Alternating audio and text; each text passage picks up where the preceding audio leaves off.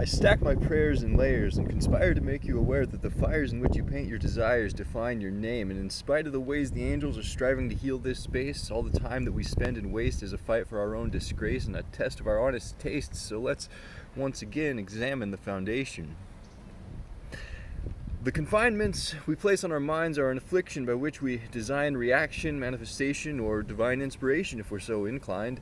And yes, every free will intention is measurable, symbiotic or parasitic. There is a sacred scale of ethics which can be tested by logistical reflection or felt through sacred blessings. Therefore, all members of God's collective are encouraged to meditate on this measurement so that when we see curses, we can regulate them or transmute them to lessons and blessings.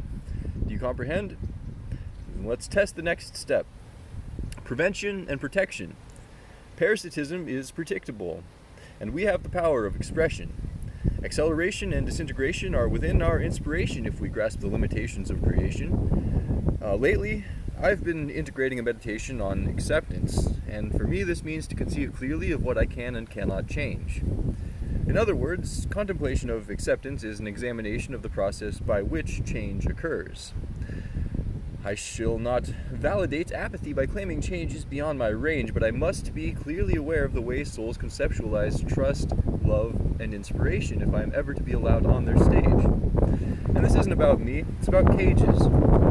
Some prefer painting, some prefer explanation, but almost all souls define their activity and beliefs by the images of those they trust and love, rather than by 100 meticulous poetic examinations of the nature of spiritual reverberation made by some largely incomprehensible stranger stuck on the farthest edge of digital rejection. Regardless of the validity or value of my unobserved expressions, and hence, I must be remade, lest all my love and wisdom fade, and this applies to all within this game that sacred love must compete against greed and fame.